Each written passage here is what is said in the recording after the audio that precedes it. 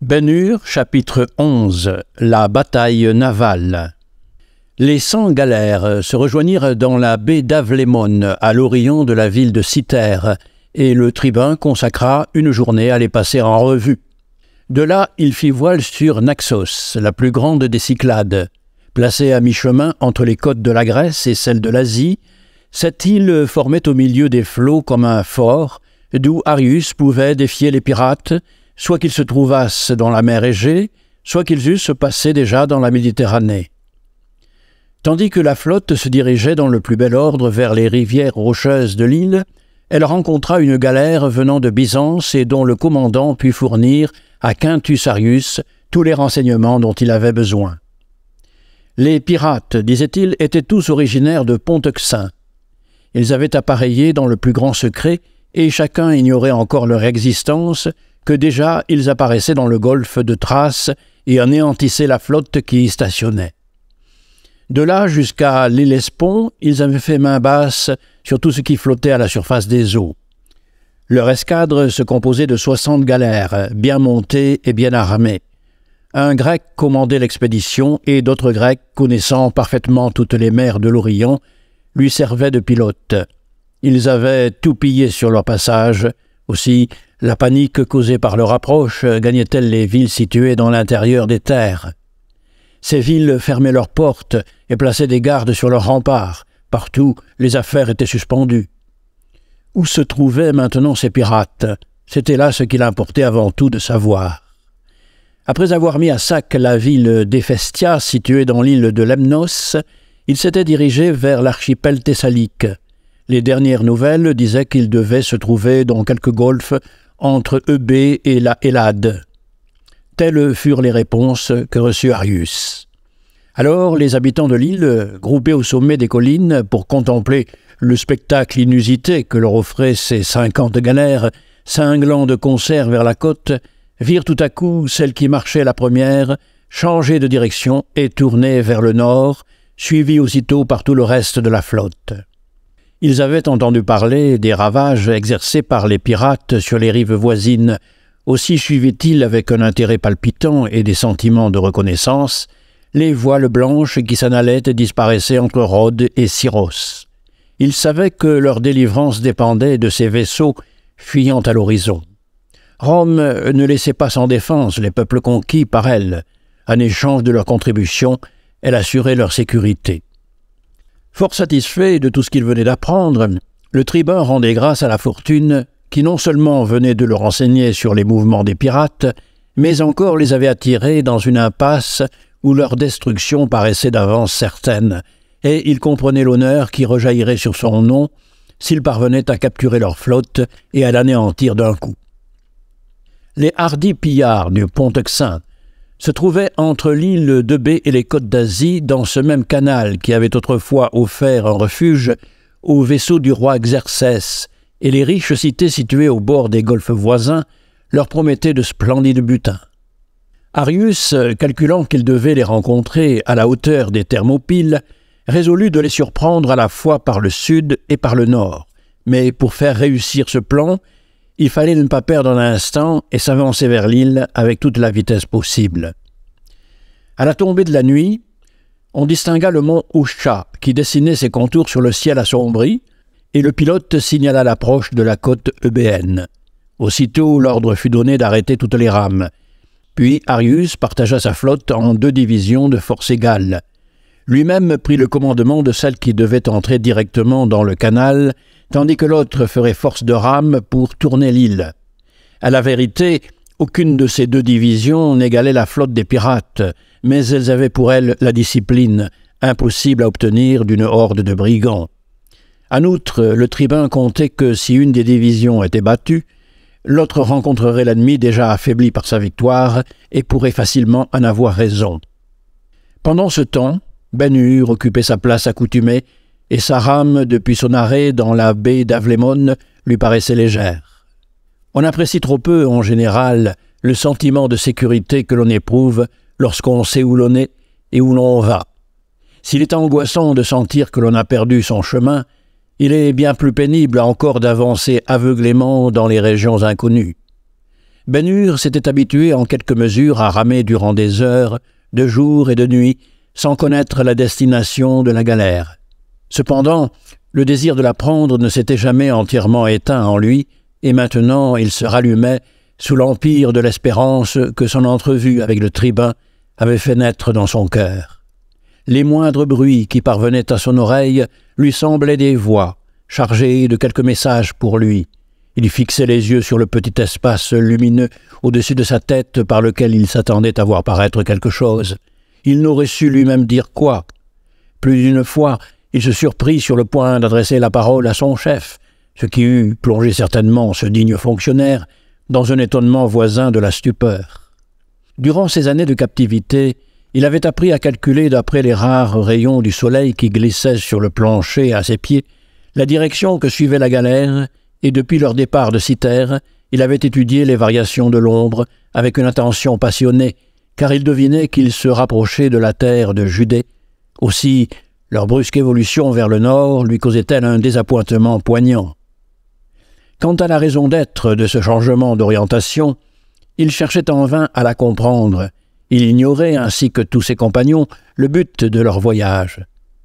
Sa place était près des rames, que la galère fût en marche ou à l'ancre, et une seule fois depuis 3 ans, on lui avait permis de monter sur le pont, le jour où Arius avait ordonné qu'il se présentât devant lui. Aussi ne savait-il pas même que la galère qu'il contribuait à faire marcher était maintenant suivie d'une flotte entière.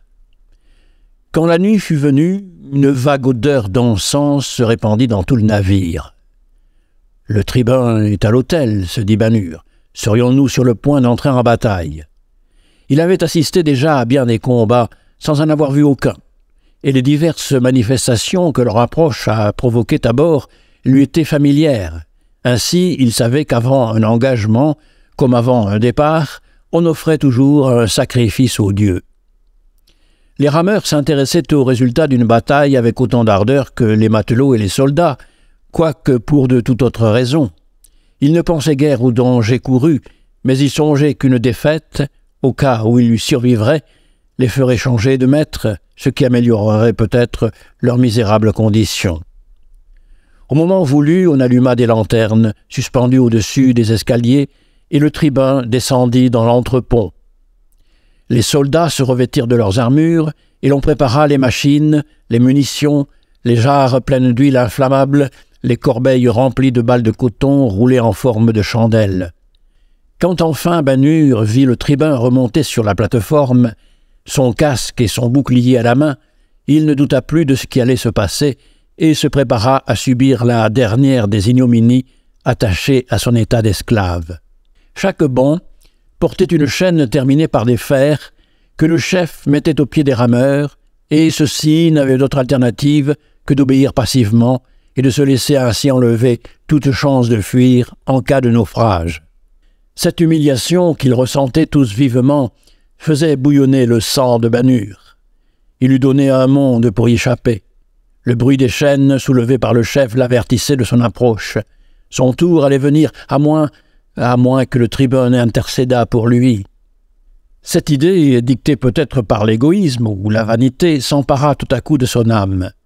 Il se dit que si le Romain s'intéressait vraiment à lui, il lui épargnerait cette honte. En tous les cas, il allait savoir ce qu'il pouvait espérer de cet homme. Si au moment d'entrer en bataille, il pensait à lui, cette preuve qu'il le considérait comme étant supérieur à ses compagnons d'infortune lui permettrait de donner essor à ses rêves d'avenir. Il attendait avec anxiété l'instant où le chef arriverait à lui. Il entendait les fers grincer et il regardait le tribun couché sur son lit où il prenait quelque repos. Enfin, son tour vint, et il s'apprêtait à tendre son pied, avec le calme que donne le désespoir, lorsque tout à coup le tribun s'éveilla, s'assit et fit signe à l'officier d'approcher. Une violente émotion s'empara du jeune juif. Le grand homme le regardait, mais il n'entendit pas ce qu'il disait. N'importe, il lui suffisait de savoir que la chaîne traînait toujours à terre et que le chef avait repris sa place devant sa table. Les coups qui frappaient faisaient à Ben-Hur l'effet d'une musique enchanteresse. Aussi ramait-il avec une vigueur toute nouvelle. Le vaisseau avançait sur une mer dont aucun souffle ne ridait la surface. Tous ceux qui n'avaient rien à faire à bord dormaient. Arius sur sa plateforme et les matelots sur le plancher. 2 fois on relaya Ben-Hur, mais lui ne dormait pas. Après 3 ans de ténèbres, le jour semblait prêt à poindre sur sa route. Ce qu'il entrevoyait était pour lui ce qu'aurait été la terre pour un marin perdu sur la haute mer ou la résurrection pour un mort. Dans un moment pareil, comment aurait-il pu songer à dormir? L'espoir s'élance vers l'avenir en se servant du passé et du présent comme de points d'appui. Celui de Ben-Hur avait sa source dans les faveurs du tribun, mais emportait le jeune homme vers des horizons lointains où le bonheur lui apparaissait non seulement comme une promesse, mais comme une réalité. Il voyait déjà ses souffrances effacées. Il croyait posséder de nouveau son palais et ses biens. Il lui semblait sentir autour de son cou les bras de sa mère et de sa sœur, et il éprouvait un sentiment de félicité. Il ne s'arrêtait pas à la pensée de la bataille imminente, et la joie qui inondait son cœur était si complète qu'il n'éprouvait plus aucun désir de vengeance. Messala, Gratien, Rome, tous les souvenirs pleins d'une amertume passionnée qui s'attachait à ces noms détestés étaient oubliés. Il planait bien au-dessus des misères de la terre, dans des régions sereines où il entendait chanter les étoiles. L'obscurité profonde qui précède l'aurore régnait sur les flots, et tout allait bien à bord quand un homme descendit précipitamment dans la cabine et vint éveiller Arius. Il se leva, mit son casque sur sa tête et s'arma de son épée et de son bouclier, après quoi il s'avança vers le chef des matelots. « Les pirates sont tout près de nous. Que chacun se prépare au combat, » lui dit-il. Puis il monta sur le pont, aussi calme et conscient que s'il se fût rendu à une fête.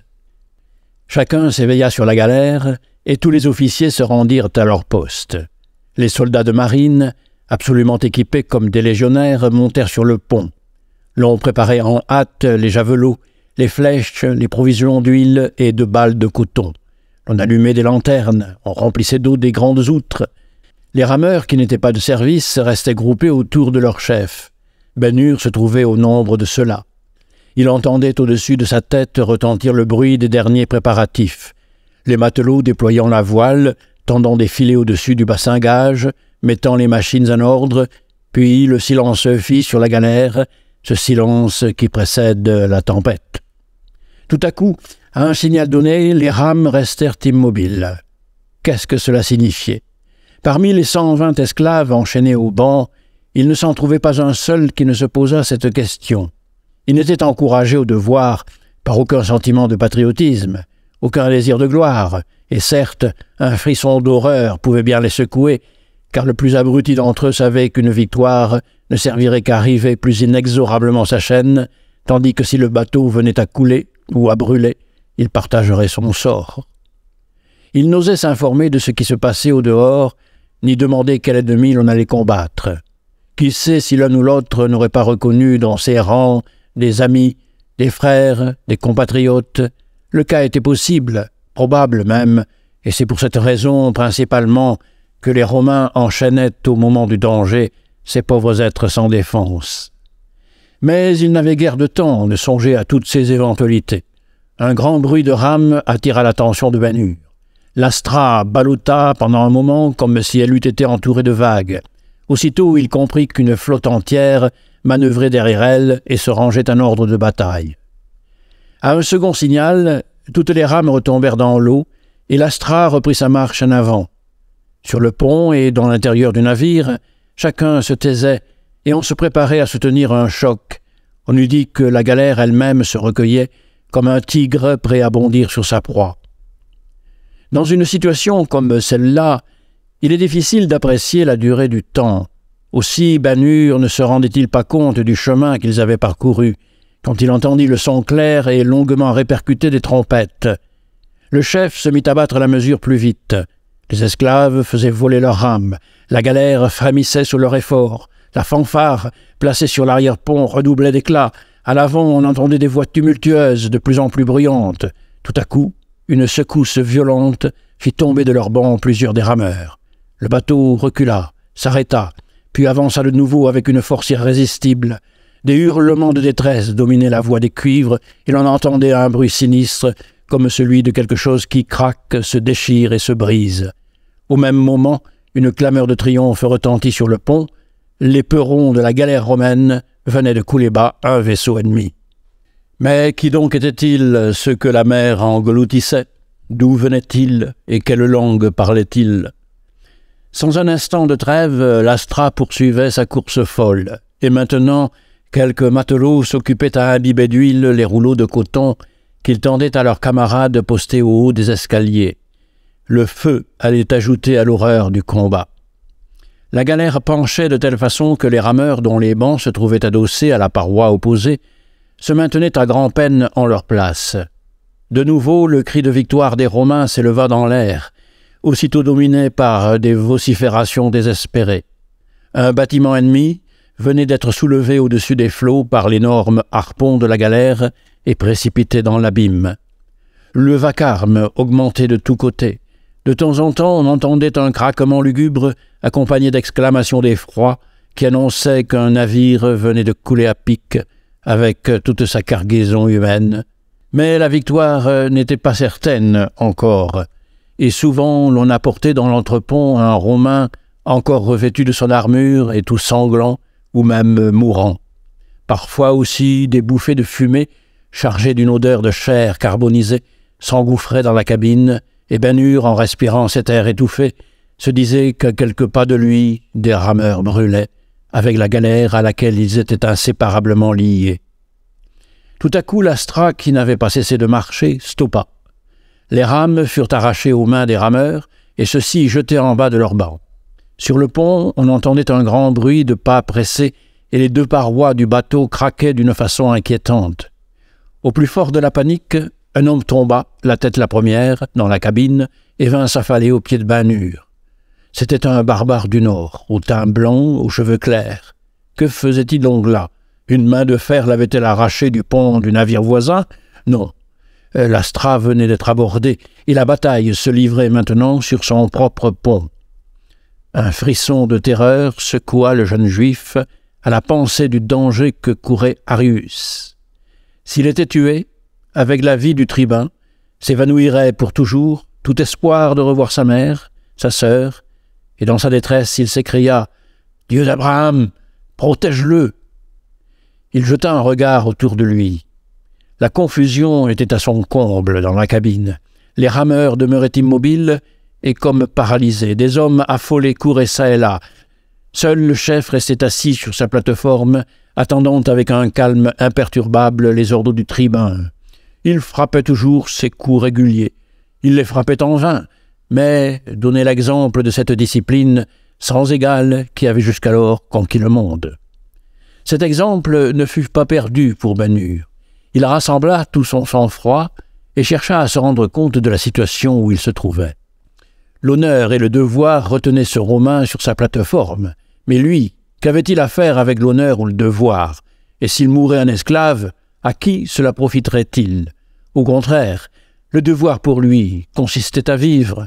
Sa vie appartenait à sa mère et à sa sœur. Il les voyait toujours tendre les bras vers lui, implorant son secours, et à tout prix il voulait répondre à leur appel.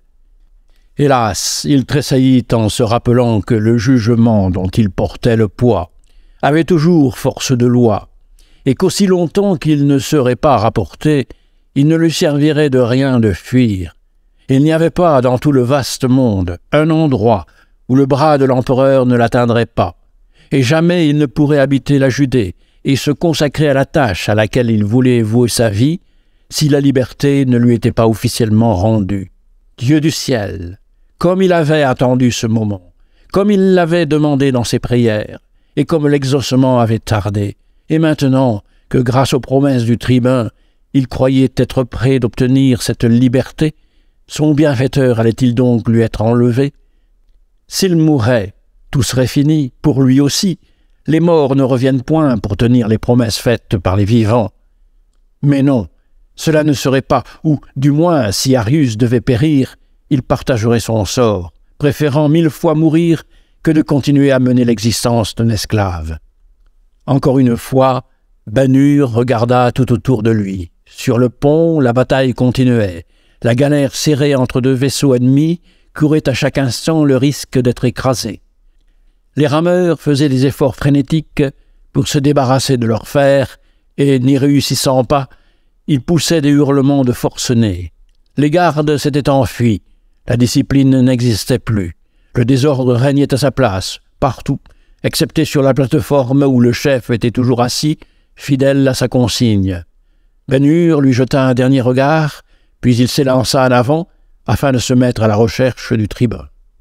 Il atteignit l'escalier d'un bond, et déjà il entrevoyait le ciel, embrasé par la lueur des incendies, la mer couverte de vaisseaux et d'épaves, et le pont sur lequel les pirates semblaient être les plus nombreux, quand tout à coup, la marche sur laquelle il se trouvait se déroba sous ses pieds, et lui-même fut précipité sur le plancher de sa cabine, qui se soulevait et volait en morceaux. En même temps, tout l'arrière de la coque s'ouvrait, et la mer, qui semblait avoir guetté ce moment, s'engouffrait dans le bâtiment, en écumant et en bouillonnant. Autour de Ben Hur, tout était maintenant ténèbres. Il serait faux de dire qu'il faisait des efforts pour se maintenir sur l'eau, car malgré sa force extrême et l'instinct de conservation, il avait perdu connaissance. Il tourbillonna un moment dans la cabine, puis le remous causé par le bateau qui s'enfonçait le rejeta à la surface des flots, avec toutes sortes de débris flottants. Presque machinalement, il en saisit un et s'y tint cramponné. Il lui semblait avoir passé une éternité au fond de la mer.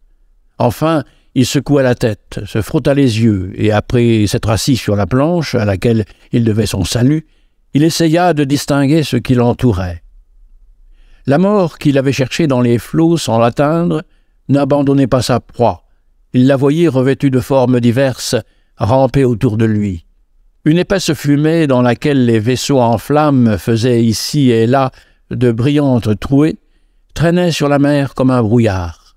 La bataille durait toujours, mais Ben Hur n'aurait pu dire à qui la victoire appartenait. De temps à autre, une galère passait près de lui. Plus loin, il en voyait vaguement qui se heurtaient les unes contre les autres, mais un danger plus imminent le menaçait. Au moment où l'Astra sombrait, son propre équipage et ceux des deux galères qui l'attaquaient se trouvaient sur le pont, engagés dans une lutte corps à corps qui se continuait encore sur les épaves auxquelles un certain nombre d'entre eux avaient pu s'accrocher. Tous ces naufragés se disputaient avec l'énergie du désespoir la possession d'une planche ou d'une poutre. Ben Hur, persuadé qu'aucun de ces hommes, armés pour la plupart, n'hésiterait à le tuer pour s'emparer du frêle radeau sur lequel il se soutenait, faisait tous ses efforts pour leur échapper. Mais en s'éloignant d'eux, il courut le risque d'être écrasé par une galère qui passa si près de lui que les vagues qu'elle soulevait le couvrirent de leur écume. Il faisait manœuvrer à grand-peine sa planche, et il sentait que l'espace d'une seconde suffirait pour le perdre. Soudain, il vit paraître à la portée de son bras un casque brillant, puis deux mains auxquelles il ne serait pas aisé de faire lâcher prise, si elle parvenait à s'emparer du bord de la planche. Saisi de frayeur, Ben Hur essaya de se détourner, mais le casque reparut, ainsi que les deux bras qui battaient l'eau avec frénésie. Enfin, la tête se retourna, laissant apercevoir un visage d'une pâleur spectrale, une bouche ouverte, des yeux fixes. C'était horrible à voir, mais Ben Hur n'en poussa pas moins une exclamation de joie, et au moment où le noyé allait disparaître dans les flots pour la dernière fois, il le saisit par la chaîne qui retenait son casque et l'attira à lui. C'était Arius, le tribun, qu'il venait de sauver, mais pendant un moment il eut besoin de toutes ses forces pour maintenir sa tête au-dessus des vagues. La galère avait passé au milieu de toutes ces épaves flottantes, et dans le sillon qu'elle laissait derrière elle, rien de vivant n'apparaissait plus. Un craquement sourd, suivi d'un cri, se fit entendre. Ben Hur leva les yeux, et avec une joie sauvage, il constata que l'Astra était vengée. Le jeune homme aurait donné beaucoup pour savoir qui étaient les vainqueurs. Il comprenait que sa propre vie et celle d'Arius dépendaient de cette question. Il avait réussi à faire passer l'extrémité de la planche sur laquelle il se trouvait sous le corps du tribun. Ses efforts tendaient maintenant à l'y maintenir.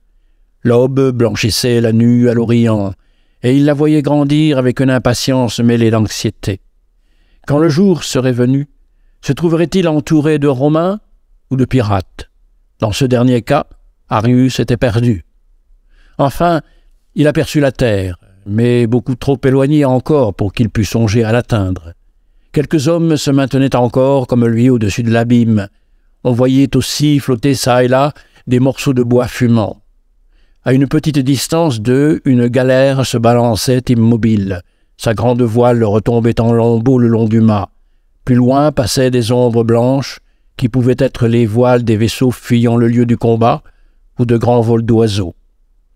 Une heure s'écoula ainsi, et l'angoisse de Banur allait croissant. Si le secours tardait encore, il perdait tout espoir de voir Arius revenir à la vie. Par moments, il se demandait s'il était déjà mort. Il lui enleva à grand-peine son casque, puis sa cuirasse, et à son inexprimable soulagement, il découvrit que son cœur battait encore. Il ne lui restait autre chose à faire qu'à attendre, et, selon la coutume de son peuple, à prier.